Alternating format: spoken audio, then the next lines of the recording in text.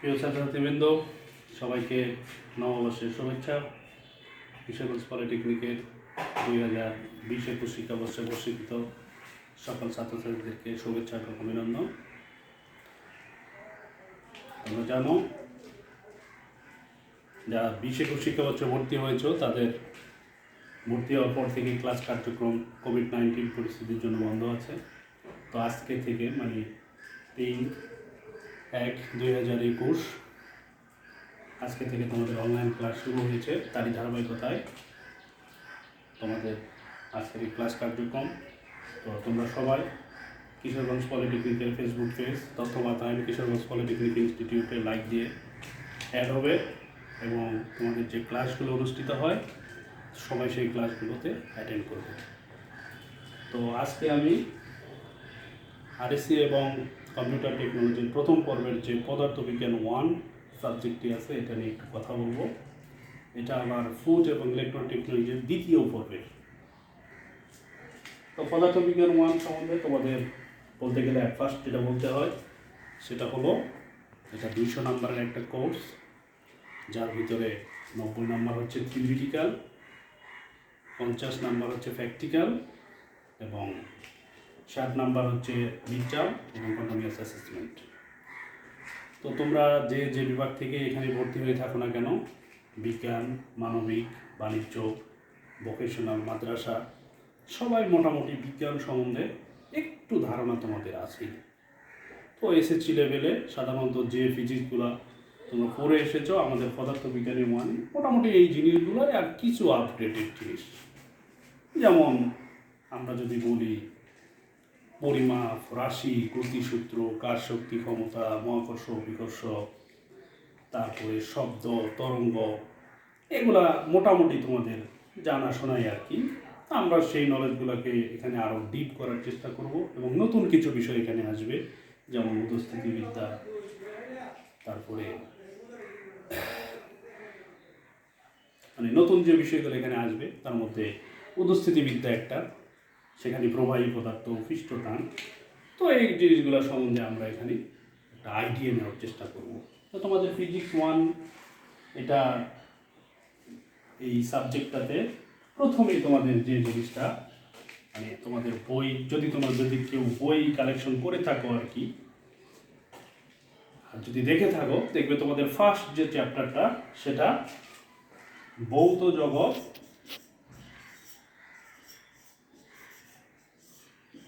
ও পরিমাপ।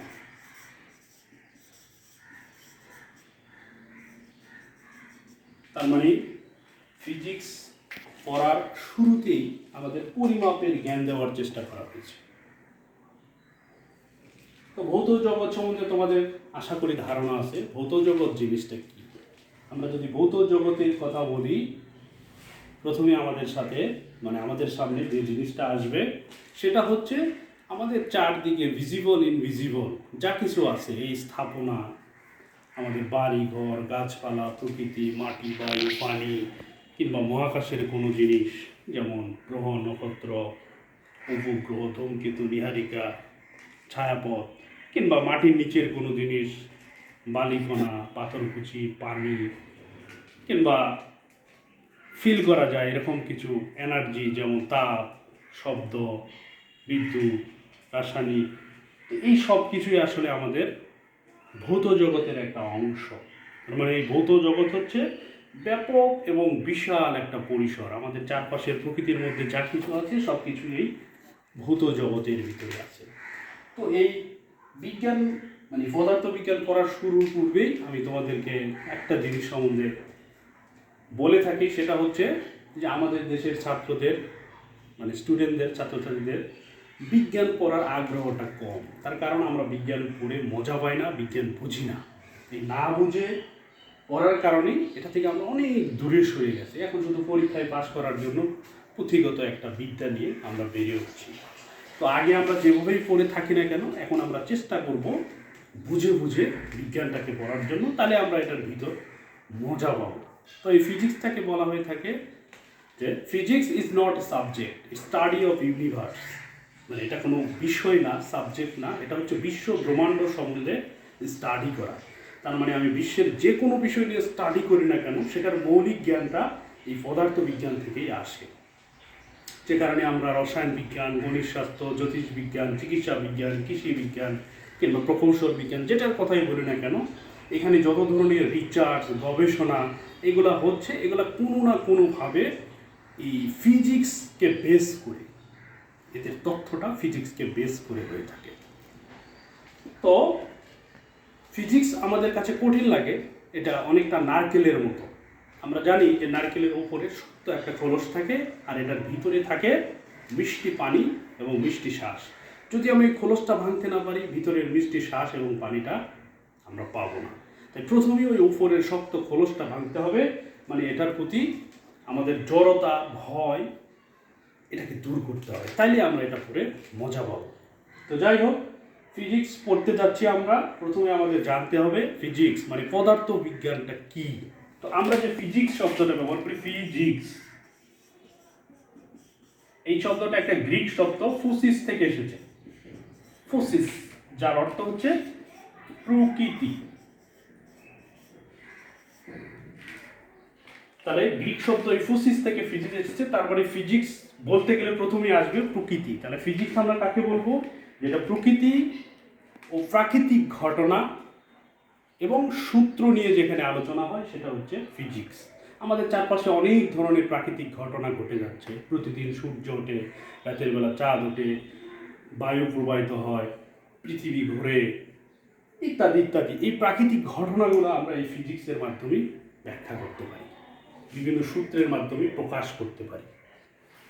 তো যাই হোক, আমরা এই পদার্থবিজ্ঞান সাবজেক্টটা পড়তে গেলে ফার্স্ট আমাদের যে মৌলিক জ্ঞানটা লাগবে সেটা হচ্ছে পরিমাপ সম্বন্ধে একটা ধারণা।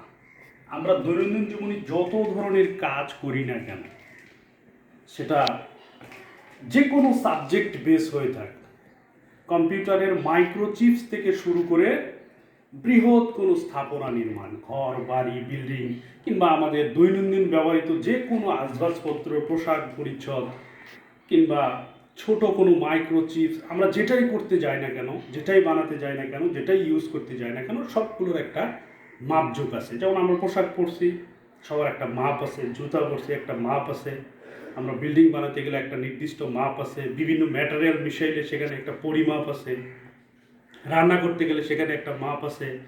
আমরা যদি ইলেকট্রনিকের কোনো সার্কিট বানাতে যাই, সূক্ষ্ম সূক্ষ্ম চিপসগুলা, ডায়োড, তারপরে রেজিস্টার, এইগুলার একটা নির্দিষ্ট মাপ আছে, নির্দিষ্ট মাপে এগুলো বানাতে হয়। তার মানে আমরা যে জিনিসটাই করতে যাই না কেন, অ্যাট ফার্স্ট আমাদের দরকার পরিমাপ সম্বন্ধে একটা ধারণা।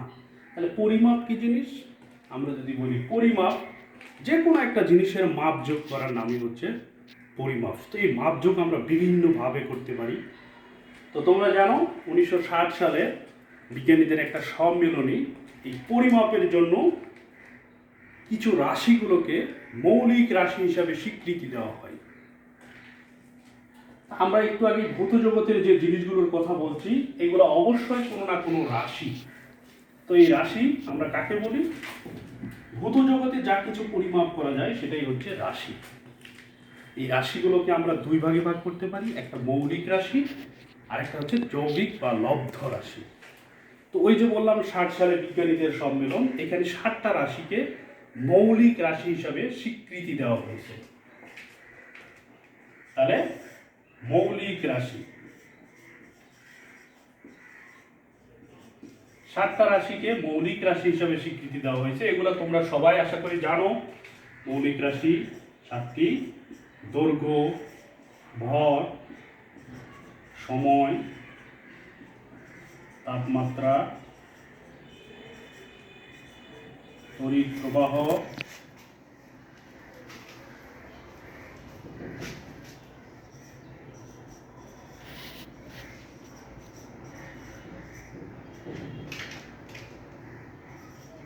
পদার্থের পরিমাণ,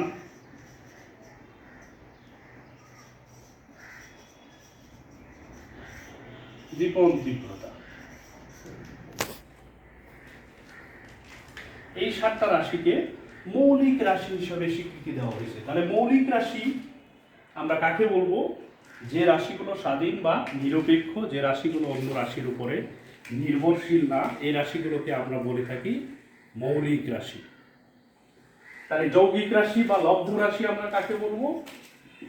লব্ধ রাশি আমরা বলবো যে রাশিগুলো মৌলিক রাশি থেকে উৎপন্ন, বা যে রাশিগুলোকে ভাঙলে এক বা একাধিক মৌলিক রাশি পাওয়া যায়, সেগুলোকে আমরা বলি যৌগিক রাশি।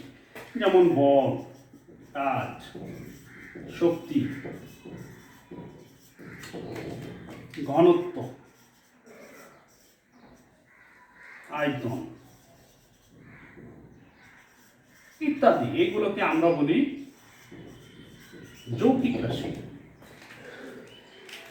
তাইলে আমরা এই যে দুইটা ভাগে ভাগ করছি, মৌলিক রাশি এবং লব্ধ রাশি, আমরা বলছি যে রাশিগুলো স্বাধীন বা নিরপেক্ষ সেগুলো মৌলিক রাশি। যেমন আমি যদি বলি আমার এই কলমের দৈর্ঘ্যটা আমি পরিমাপ করব, আমি বললাম যে এই কলমের দৈর্ঘ্য 5 সেন্টিমিটার, আমি অন্য এককেও এটাকে মাপতে পারি। তো এই যে কলমের দৈর্ঘ্য আমি 5 সেন্টিমিটার বললাম, কিসের সাপেক্ষে 5 সেন্টিমিটার? তাহলে এই যে আমি বলছি দৈর্ঘ্যটা 5 সেন্টিমিটার, এই দৈর্ঘ্যটা হচ্ছে পরিমাপের একটা একক, যে এককের সাথে তুলনা করে আমি আমার এই কলমটা মাপছি। তার মানে আমার এই কলমটা ওই এককের 5 গুণ। তাহলে কোনো একটা কিছু মাপযোগ করতে গেলে একটা পরিমাপকের সাথে তুলনা করতে হয়। যে পরিমাপকের সাথে তুলনা করে একটা জিনিস আমরা মাপযোগ করি, ওটাকে বলা হয় পরিমাপের একক। তার মানে একক হচ্ছে কোনো একটা রাশির বংশ পরিচয়ের মতো, যেটা দ্বারা আমরা বুঝতে পারি এটা কি ধরনের রাশি। তো তোমরা জানো এককের 3টা পদ্ধতি আছে, এসআই পদ্ধতি বা সিজিএস পদ্ধতি। 3টা পদ্ধতি, একটা হচ্ছে এসআই বা এমকেএস পদ্ধতি, মিটার কিলোগ্রাম সেকেন্ড সিস্টেম, আরেকটা হচ্ছে সিজিএস পদ্ধতি, সেন্টিমিটার গ্রাম সেকেন্ড সিস্টেম, আর একটা হচ্ছে এফপিএস পদ্ধতি, ফুট পাউন্ডার সেকেন্ড সিস্টেম। তাহলে এই 3 পদ্ধতিতেই আমরা রাশিগুলোকে পরিমাপ করতে পারি। তাহলে আমরা মৌলিক রাশির কথাগুলো বলছিলাম যে এই রাশিগুলো, যেমন আমরা এই কলমের দৈর্ঘ্য, এটা সরাসরি আমরা একটা স্কেল দিয়ে মাপতে পারি। কিছু রাশি আছে যেগুলোকে আমরা সরাসরি মাপতে পারবো না, এটা মাপতে গেলে আমাদের মৌলিক রাশির সাহায্য লাগবে। যেমন আমরা যদি বলি ঘনত্ব, ঘনত্ব যদি আমরা পরিমাপ করতে যাই, তাহলে প্রথমে ওই জিনিসের ভর মাপতে হবে, তারপর তার আয়তন মাপতে হবে, এরপর ভর আর আয়তনের গুণ করলে আমরা ঘনত্ব পাবো। তার মানে এই রাশিগুলা মৌলিক রাশিগুলো থেকে উৎপন্ন। ঠিক আছে? তো তোমরা এই মৌলিক রাশিগুলো সম্বন্ধে তোমাদের ধারণা আছেই। তো আমাদের এই ফিজিক্স পড়া শুরু করতে গেলে ফার্স্টে আমাদের যে কাজটা করতে হবে, এই মৌলিক রাশিগুলোর একক, প্রতীক এবং এদের মাত্রাটা জানতে হবে। তো মাত্রা জিনিসটা কি আমরা এটা পরে আসছি, তার আগে আমি একটা টেবিলের মাধ্যমে এই মৌলিক রাশিগুলোর একক এবং প্রতীকগুলো দেখার চেষ্টা করি। তাহলে আমরা একটা টেবিল আঁকাবো এখানে।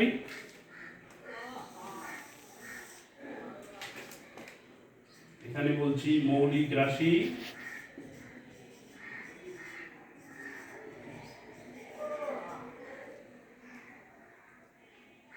প্রতীক,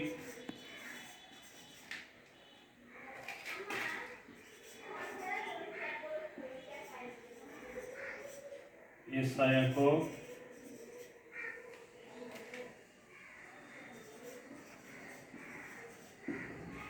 এককের প্রতীক,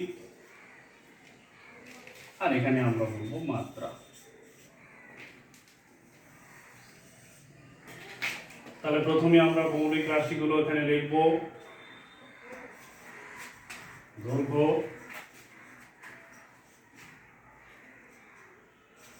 ভর,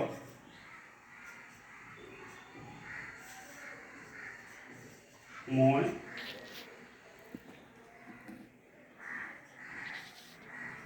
তাপমাত্রা,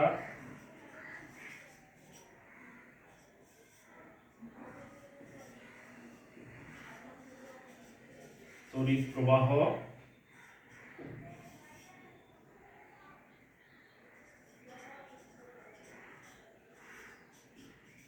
পদার্থের পরিমাণ, আর একটা হচ্ছে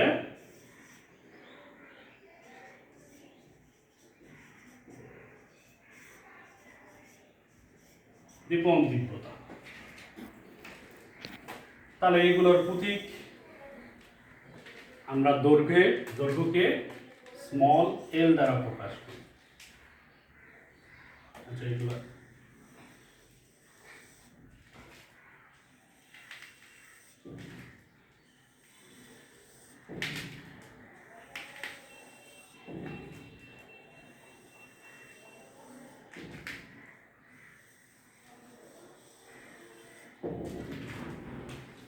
আমরা দৈর্ঘ্যকে স্মল এল দ্বারা প্রকাশ করি, ভরকে স্মল এম দ্বারা প্রকাশ করি,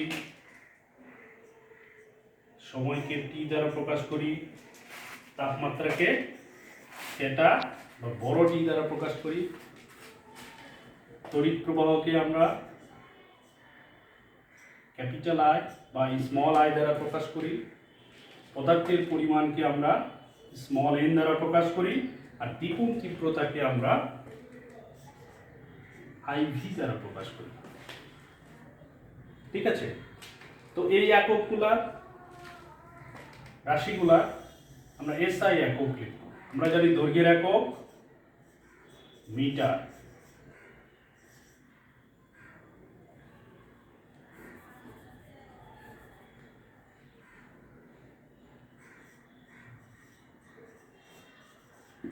ভরের একক আমরা বলি কিলোগ্রাম,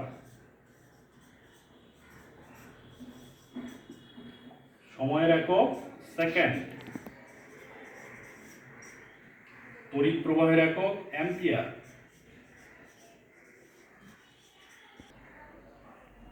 ওকে সরি এটা আমাদের তাপমাত্রার ঘর, তাপমাত্রার একক কেলভিন, তড়িৎ প্রবাহের একক অ্যাম্পিয়ার,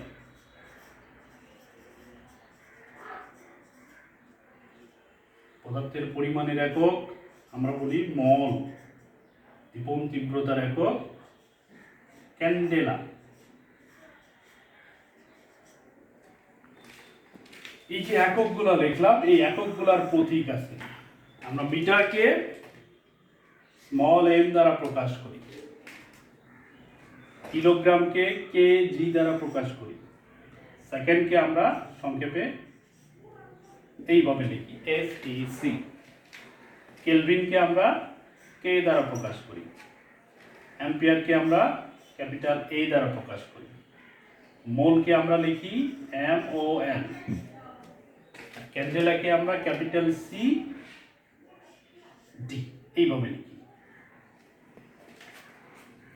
তো এইগুলার মাত্রা আমরা জানি, দৈর্ঘ্যের মাত্রা হচ্ছে এল, মাত্রা জিনিসটা কি আমরা একটু পরেই আসবো। ভরের মাত্রা হচ্ছে ক্যাপিটাল এম, সময়ের মাত্রা হচ্ছে টি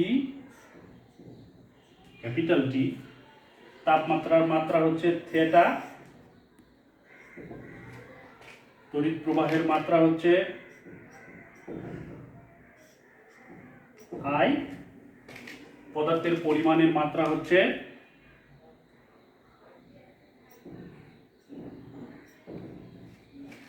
ক্যাপিটাল এন, এবং দীপন তীব্রতার মাত্রা হচ্ছে ক্যাপিটাল জে। ঠিক আছে, তো তোমাদের কাজ হচ্ছে বইয়ের ফার্স্ট চ্যাপ্টারে দেখবা তোমাদের দুইটা টেবিল দেওয়া আছে, একটা এই মৌলিক রাশির এবং একটা যৌগিক রাশি। তোমাদের কাজ হবে এই মৌলিক রাশিগুলো, এগুলো তোমরা ম্যাক্সিমাম জানোই, এদের বিশেষ করে একক এবং মাত্রা কি প্রতীক দ্বারা প্রকাশ করে এগুলো দেখে নিবে। ঠিক আছে, এরপরে আমরা আসব যৌগিক রাশির কথা। আমরা এর আগে বলছি যে যৌগিক রাশি আমরা বলছি যেগুলো মৌলিক রাশি থেকে উৎপন্ন, যাদেরকে ভাঙলে এক বা একাধিক যৌগিক রাশি পাওয়া যায়।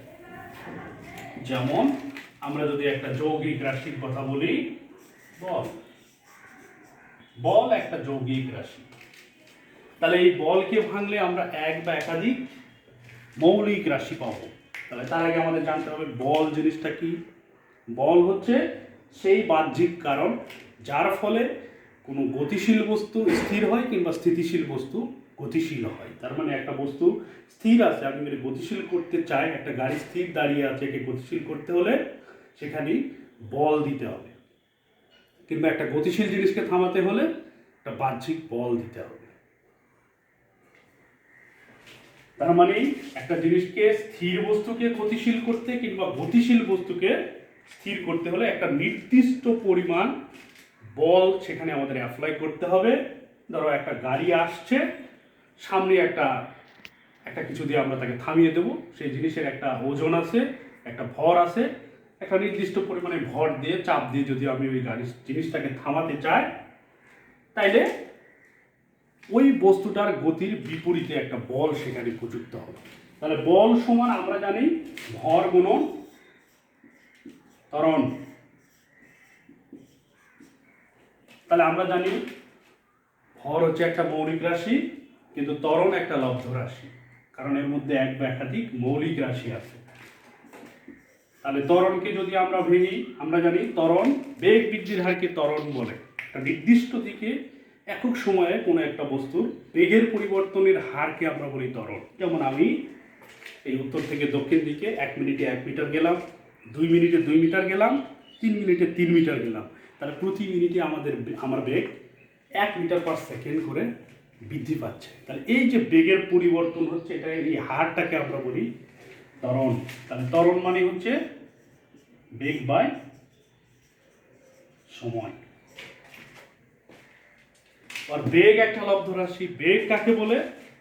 একটা নির্দিষ্ট দিকে কোনো একটা বস্তুর সরণের হারকে বেগ বলে। এই যে একটু আগে বললাম আমি 1 সেকেন্ডে উত্তর থেকে দক্ষিণ দিকে 1 মিটার গেলাম, তাহলে আমার সরণ 1 মিটার 1 মিনিটে, 1 সেকেন্ডে। তাহলে বেগ, এই সরণের হারকে আমরা বলবো বেগ। তার মানে বেগ সরণ বা সময়, এখানে আছে সময়। তাহলে এখন আমরা ভর মৌলিক রাশি, সরণ মৌলিক রাশি, সময় মৌলিক রাশি। তাহলে বল একটা যৌগিক রাশি যাকে ভেঙে আমরা এক বা একাধিক মৌলিক রাশি পেয়েছি। ঠিক আছে, তো একটু আগে আমি বলছিলাম তোমাদেরকে, তাহলে এইভাবে সবগুলা মৌলিক যৌগিক রাশিকে ভাঙলেই আমি এক বা একাধিক মৌলিক রাশি পাবো। তাহলে একটু আগে আমি তোমাদের মাত্রা সম্বন্ধে বলছিলাম। তাহলে আমরা মাত্রা কাকে বলবো?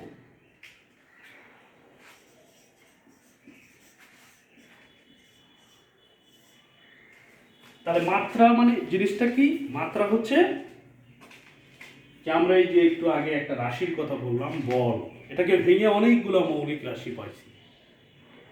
তাহলে আমরা মাত্রা বলবো যে কোনো ভৌত রাশিতে বিদ্যমান যে মৌলিক রাশিগুলো আছে, যদি আমরা ওই ভৌত রাশিটাকে ওই মৌলিক রাশিগুলোর সূচকের গুণফল আকারে প্রকাশ করি, তাহলে সেটা হবে ওই রাশিটার মাত্রা। যেমন একটু আগে বল বললাম, এর ভিতরে অনেকগুলো মৌলিক রাশি আছে, সবগুলো মৌলিক রাশির সূচকের গুণ আকারে যদি আমি ওই বলটাকে প্রকাশ করি, সেটা হবে ওই রাশিটার মাত্রা।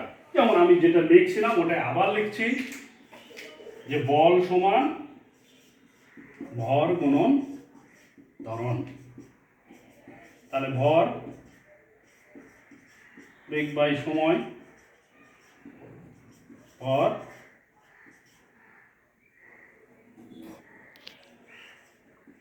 সরণ সময় সময়। তাহলে একটা যৌগিক রাশির মধ্যে যে মৌলিক রাশিগুলো আছে তাদের সূচকের গুণ অনুসারে, সূচক মানে হচ্ছে ঘাত বা পাওয়ার, যেমন আমরা লিখি এক্স স্কোয়ার, এই যে 2 এটা হচ্ছে এক্স এর ঘাত বা সূচক। তাহলে এই যৌগিক রাশির মধ্যে যে মৌলিক রাশিগুলো আছে এদের সূচকের ঘাত বা পাওয়ার অনুসারে আমি যদি এই মৌলিক যৌগিক রাশিটাকে লিখি, তাহলে সেটা হবে এই রাশিটার মাত্রা। যেমন একটু আগে আমরা দেখছি ভরকে আমরা প্রকাশ করি এম দ্বারা, দূরত্ব বা সরণকে প্রকাশ করি এল দ্বারা, আর টি কে আমরা প্রকাশ করি টি দ্বারা। এখানে 2টা টি আছে, আমরা যদি এইভাবে লিখি, এখানে 2টা টি আছে, এটাকে যদি উপরে দিয়ে দেই তাহলে ইনভার্স হয়ে যায়, ml t ইনভার্স 2। তাহলে এই জিনিসটা হচ্ছে বলের মাত্রা। আমরা কোনো একটা জিনিসের মাত্রা লিখতে গেলে এটাকে তৃতীয় বন্ধনীর ভিতরে লিখব। তাহলে বলকে আমরা প্রকাশ করি এফ দ্বারা। আমরা এর মাত্রা পাইছি ml t ইনভার্স 2, এটাকে থার্ড ব্র্যাকেট দিব দুই পাশে, তাহলে এটা হয়ে যাবে বলের মাত্রা সমীকরণ। তাহলে এইভাবে যতগুলো যৌগিক রাশি আছে তোমাদের বইয়ে দেখবা একটা চার্ট দেওয়া আছে, ওই চার্ট থেকে তোমরা এই যৌগিক রাশিগুলোর মাত্রাগুলো প্র্যাকটিস করবে। ঠিক আছে, তো আমি আরো দু একটা যৌগিক রাশির মাত্রা তোমাদেরকে দেখাই।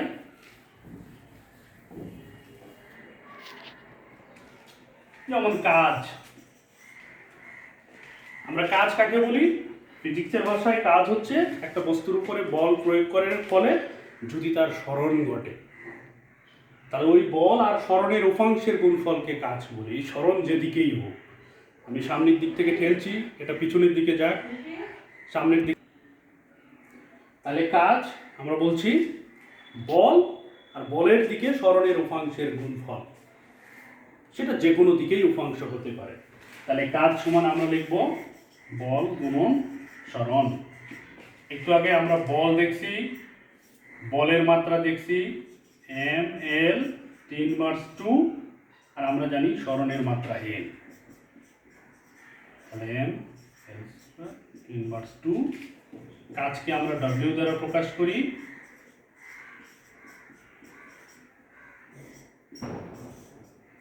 দুই পাশে আমরা তৃতীয় বন্ধনী দিব, এটা হচ্ছে কাজের মাত্রা সমীকরণ। তো আশা করি মাত্রা সমীকরণ সম্বন্ধে তোমাদের একটু ধারণা দিতে পেরেছি। তো তোমরা বাসায় টেবিল থেকে এই মাত্রা সমীকরণগুলো প্র্যাকটিস করবে, আর বিশেষ করে মৌলিক এবং যৌগিক রাশিগুলোর যে একক আছে এই এককগুলো তোমরা সবাই একটু মনে রাখার চেষ্টা করবে। ম্যাক্সিমামগুলোই তোমাদের জানা আছে, যেগুলো জানা নেই সেগুলো একটু আয়ত্তে রাখবে, যেন আমরা পরে আমাদের ফার্স্ট চ্যাপ্টারটা আসলে জাস্ট আমরা কি পড়তে যাচ্ছি তার একটা পূর্ব ধারণা। এখানে আসলে পড়া শুরু হয় নাই, দ্বিতীয় চ্যাপ্টার থেকে আমাদের পড়া শুরু হবে। তো আমাদের এই চ্যাপ্টারে কাজ হচ্ছে দুইটা টেবিল থেকে এককের মাত্রাগুলা এগুলো জানা। ঠিক আছে, তো ধন্যবাদ সবাইকে। তোমরা এই তথ্য বাতায়ন কিশোরগঞ্জ পলিটেকনিক এই পেজটাতে লাইক দিয়ে সবাই অ্যাড হবে। আমাদের এখন থেকে এখানে নিয়মিত অনলাইন ক্লাস অনুষ্ঠিত হবে। ধন্যবাদ।